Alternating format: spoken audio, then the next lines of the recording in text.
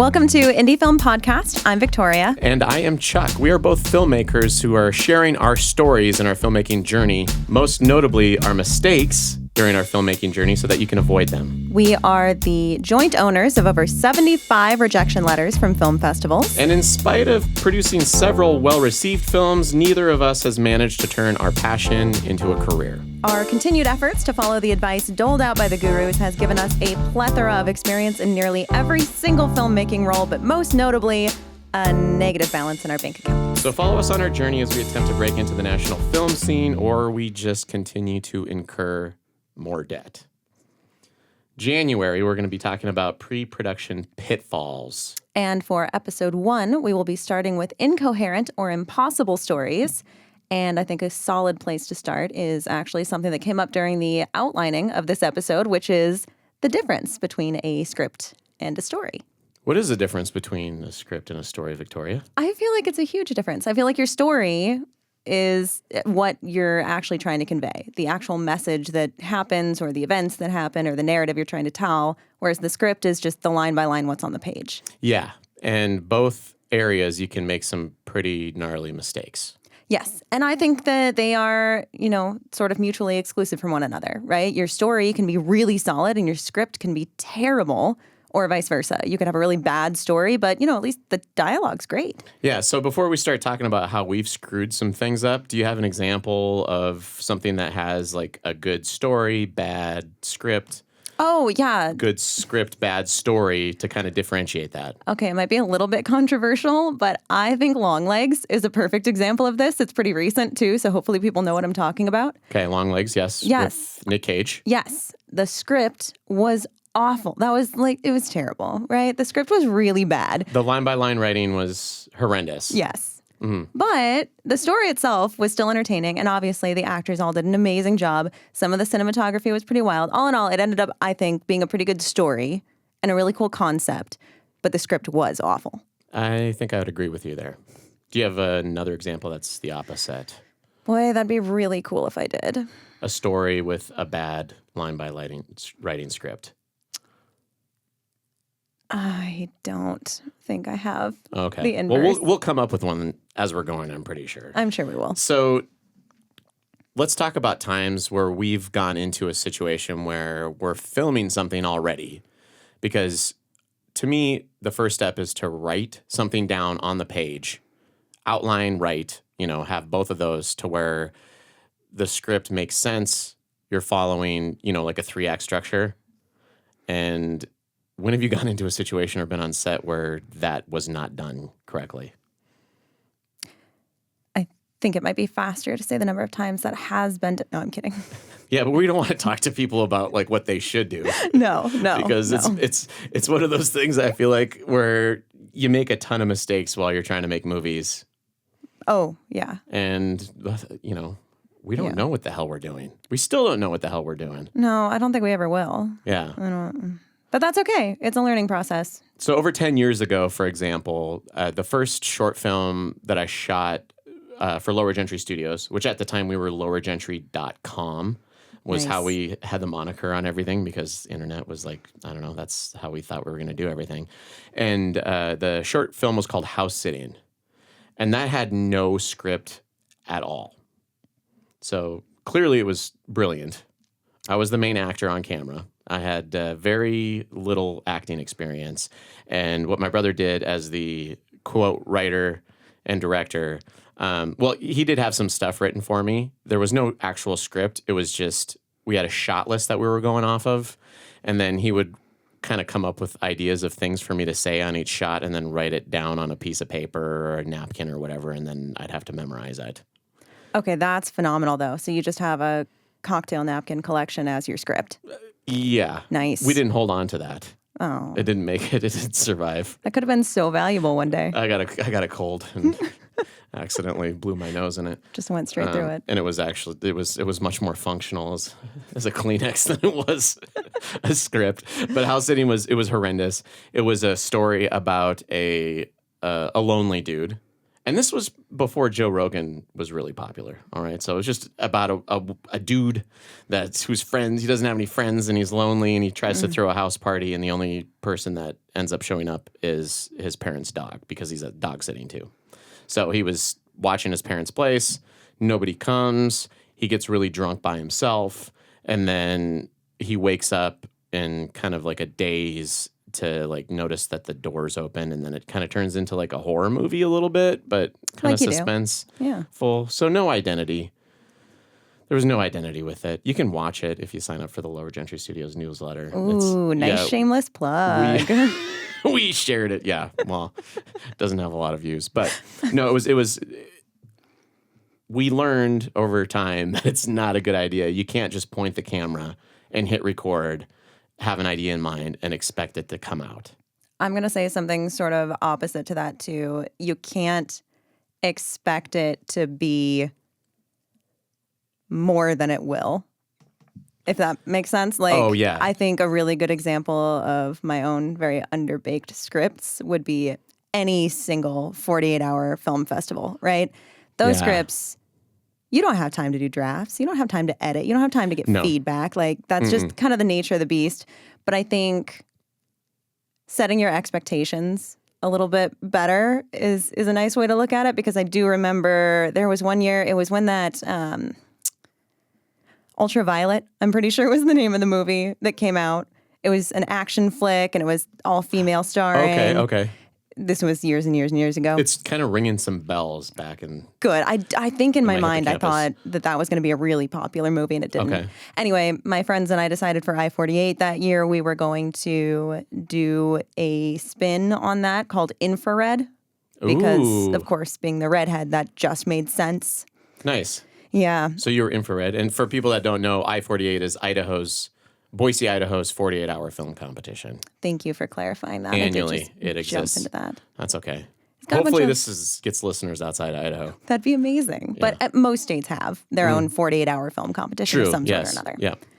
So the idea was to basically take a 2-hour action flick and, of course, easily condense it into a 7-minute movie.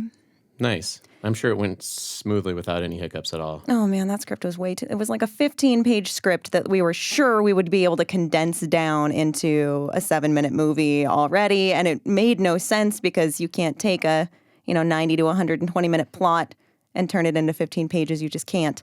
So I would say, And you can't take 15 pages very easily and turn that into 7 minutes of movie. No, not coherently. Did the same thing on our first 48-hour film competition where we ended up with 15 pages, and it was 15 minutes. Yeah, it's funny how that works. Yeah, it's pretty consistent. I think that exists as a rule in cinema for a reason. If it's a minute on the page, it's going to be a minute on the screen. Yes, 1 page, 1 minute, unless you like really long, obnoxious, drawn-out shots. Okay, sometimes those are artistic and they are important. Yes.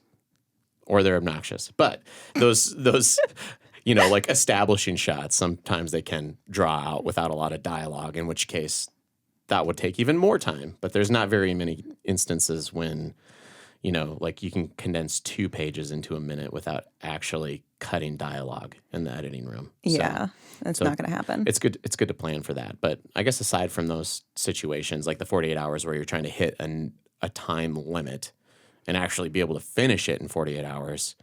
Yeah, the page a minute's a pretty good rule. Yeah. But mostly, like, what happened with your story?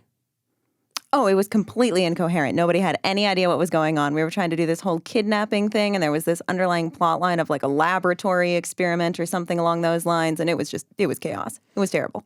Yeah. It's good to have I think Trey Parker and Matt Stone have a good rule as far as story's concerned.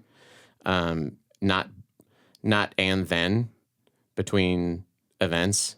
Don't have the and then. Have the therefore or but in between. And you can just look up their advice. But that's really it.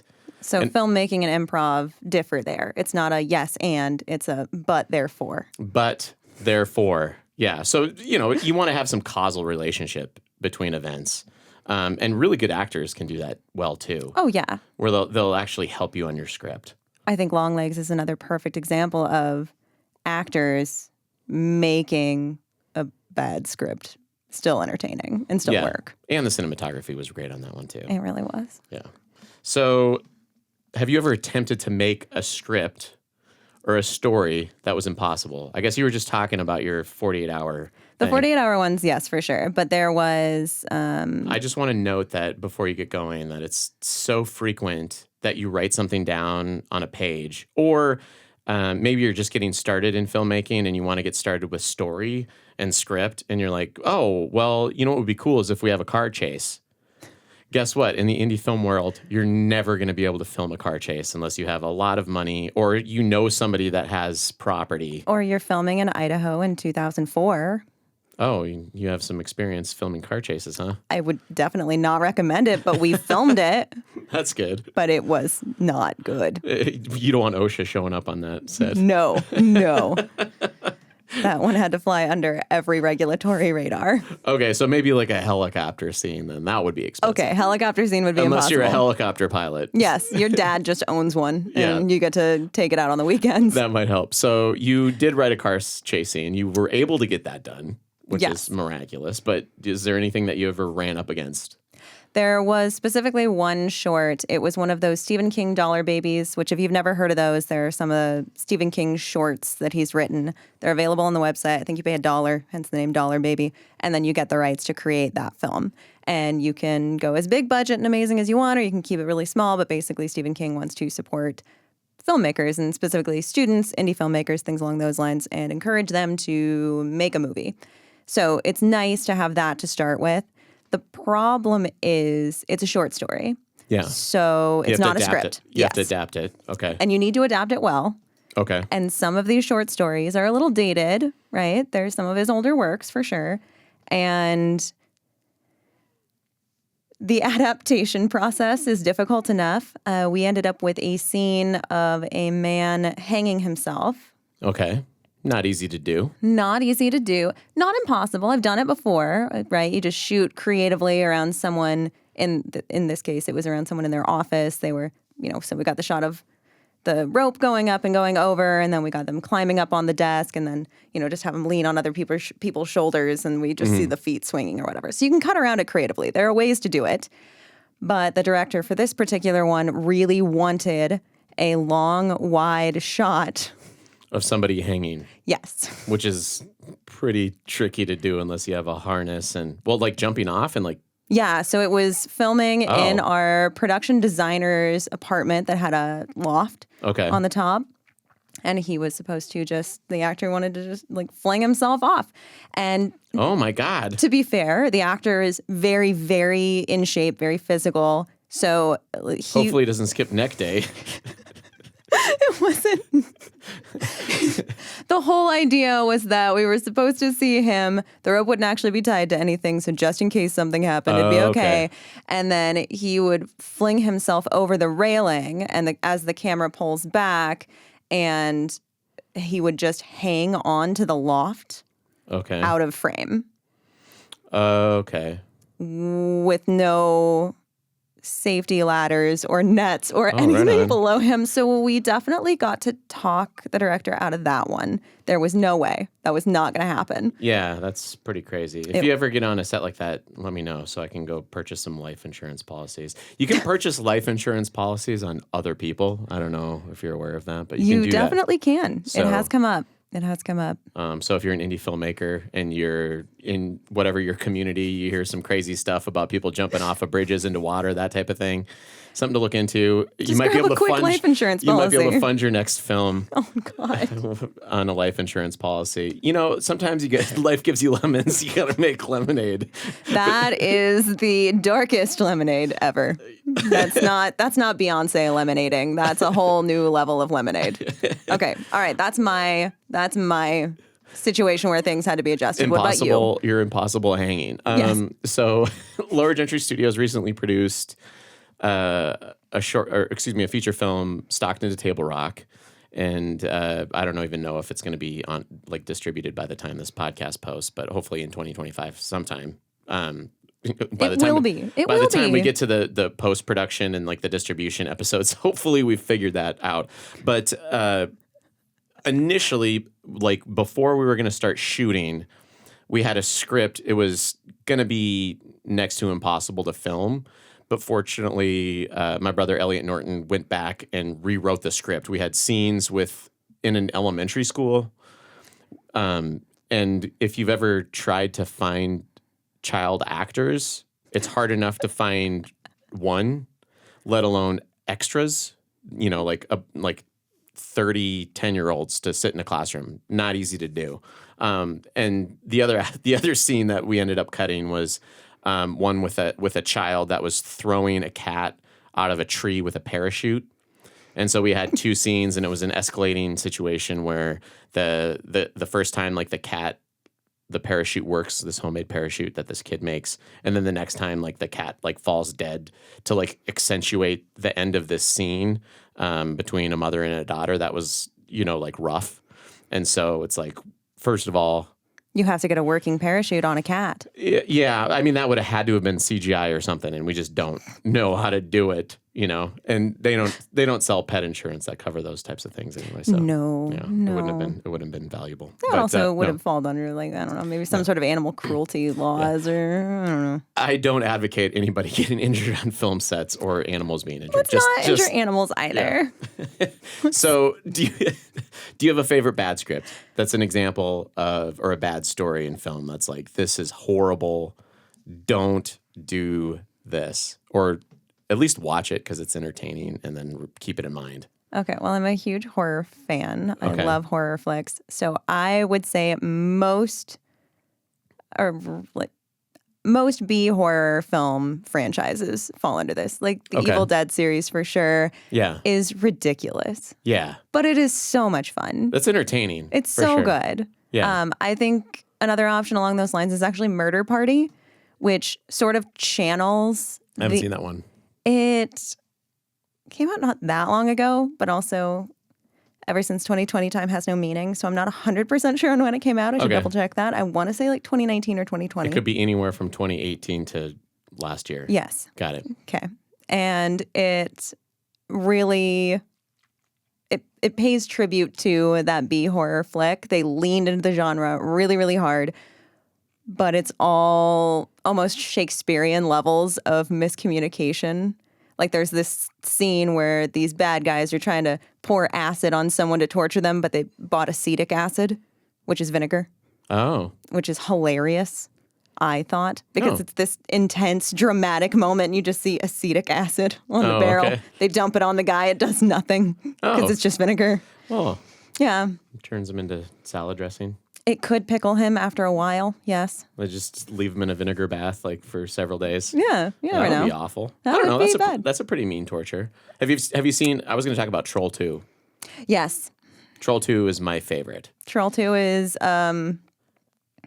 so much. Troll 2 is a lot. If you have not seen Troll 2, you can go online and just like type in the beginning of because there's one scene where it's just a long take on a close-up on a guy's head, and he's just yelling, "They're eating her, and then they're going to eat me. Oh my God." And it's the trolls, but they're called goblins Yeah. because they didn't actually know that the movie was going to be entitled Troll 2. They were going No. to call it Goblins. That tracks. But then they got the rights to make the sequel of the original Troll movie, so it's just a completely different.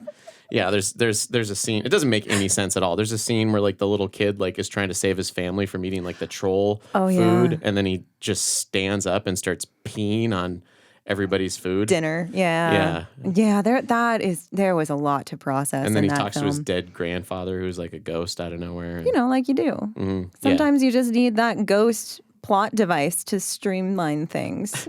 Just throw in a ghost. Yeah, just ad hoc it. You know what? Do that, please. I think there needs to be more really horrible horror movies out there. But I think when that becomes, when there's a sense of irony behind it, it's entertaining. It's just when people have a really well-meaning story that's personal to them, and then they don't know how to write it correctly. And we've done that with Lower Gentry Studios with some dramatic stuff, and it just falls so flat. I think a lot of people underestimate the intensity required to be a writer as well. Mhm. Like it's not in it it's not for everyone, and not everyone can write everything. No. Even if you are a phenomenally talented writer, it's important to know, hey, maybe this one isn't mine, you know? It's just not my moment to shine. No, writing requires work. And I'm going to skip ahead on Yeah. a question here, like, because you do a lot of writing. You do writing for work.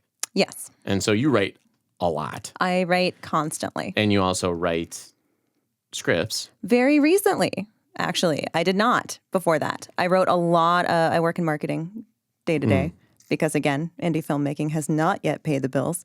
So I do write a lot, and I have always written a lot. Writing has been a big part of my job for maybe the last 15 years or so. But I was not willing to write a script because I don't think I write good dialogue. And it's hard. It's really difficult to write good dialogue, believable dialogue with characters that have differences in their intonations and general vernacular and everything. Like, that's difficult. It requires some idea of what acting is, how actors get into the head of their characters, and then writing dialogue that way. I always think of my brother because he writes all the time. And he's the one that writes the Lower Gentry Studio scripts. And in spite of the fact that he went to school to get a degree in creative writing, we initially worked together on some of those scripts, which was a mistake for me to have too many contributions. We have a feature film called Brown Truck, and I'm a little bit more technical on things, and so I got obsessed. This is about the singularity, so I got obsessed with like figuring out how many computer connections would equal the amount of neural connections in one human brain, and what would happen like if people were able to communicate through neurology, and then forgot that like it doesn't matter what universe you invent. Like, nobody gives a shit unless you have characters that are doing something interesting with it. As long as you create a world that people can believe to some extent and everyone is in. Because I will say that there are some worlds that are created in certain movies that I just don't buy into. And I don't know if it's that the actors aren't committed enough or that, like, everybody just wasn't on board and the vision wasn't completely there coherently or something. It's very seldom because I don't buy the story or the lore or the technology that they're building, to your credit.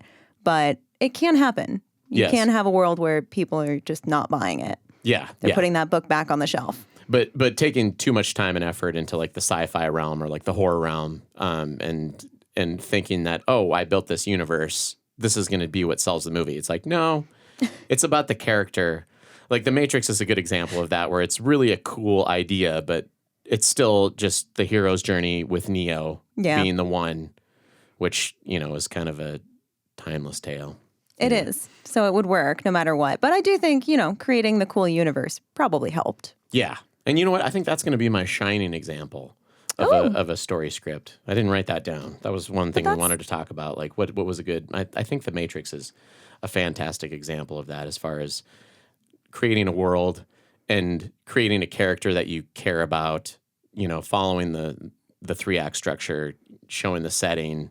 Yeah. Having the reveal, and also like the hero's journey. I think it pretty much follows like Dan Harmon's hero's journey or Dan Harmon's story circle. Yeah, he did the story circle. The hero's journey is older than that. Yeah. Well, his is kind of like a modification of the hero's journey. Oh, okay. Yeah, where you kind of come back. Everything's the same, but it's changed. So like at the end of The Matrix, everything is still the same, but the hero has changed a little bit. Yeah.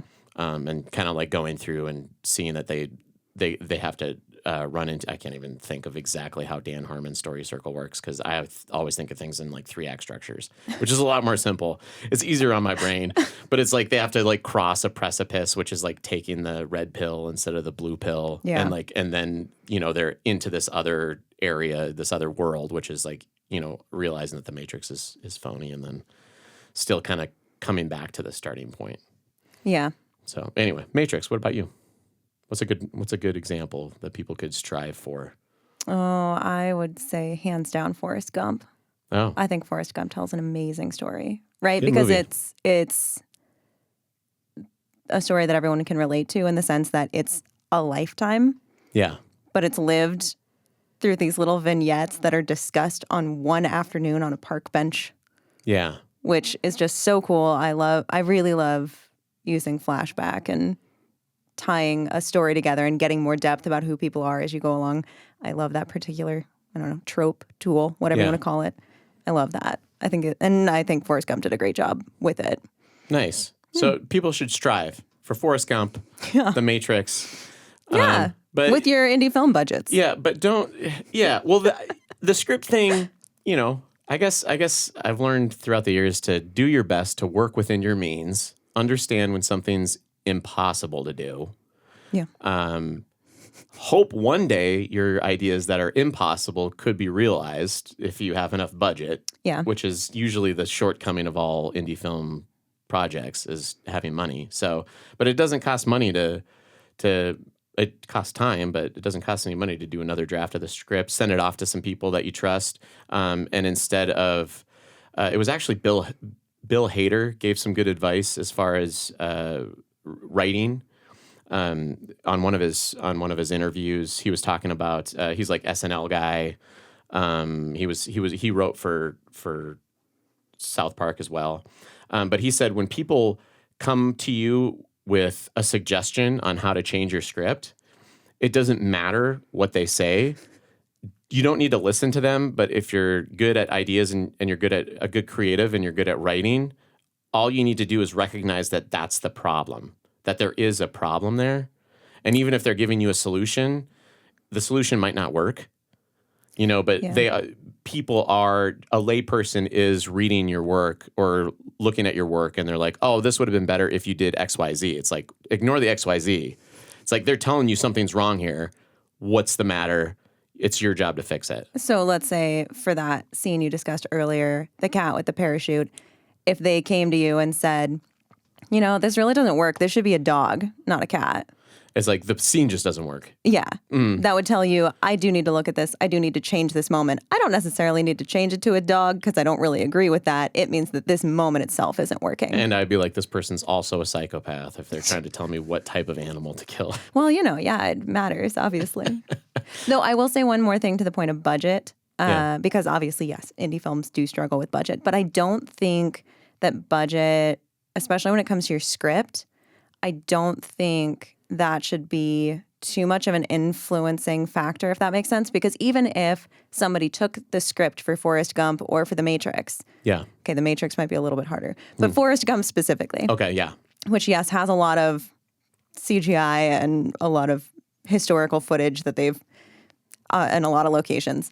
So it's difficult to imagine doing that with next to no budget.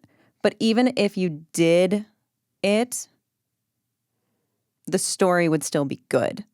Yes. Like the script, budget or no budget, the script and the story would still be really solid and really good, and I would still enjoy watching it. You don't have to have Lieutenant Dan moving around too much with his amputated legs. You don't have to do all that green screen stuff. You don't need to go film in Vietnam or another jungle just to illustrate this point. You can adjust it and keep it on an indie film budget with a movie such as that. Yes, because I think that your story is going to be more important than your budget. Post-apocalyptic type stuff, though, that gets a little trickier. I'm not going to say, yes, obviously, when you can throw more money at the problem, that's going to help. Yes, you're absolutely right. But it's not the make or break it moment. And take what's good about a story and use that somewhere else. Yeah, exactly. Yeah. I think that's good advice. Is that a good place to end this episode? We could end it there. Cool. I think we should. I think one of the best types of sign-offs is a succinct sign-off. Oh, we didn't practice this at all. All right. Well, bye. Bye.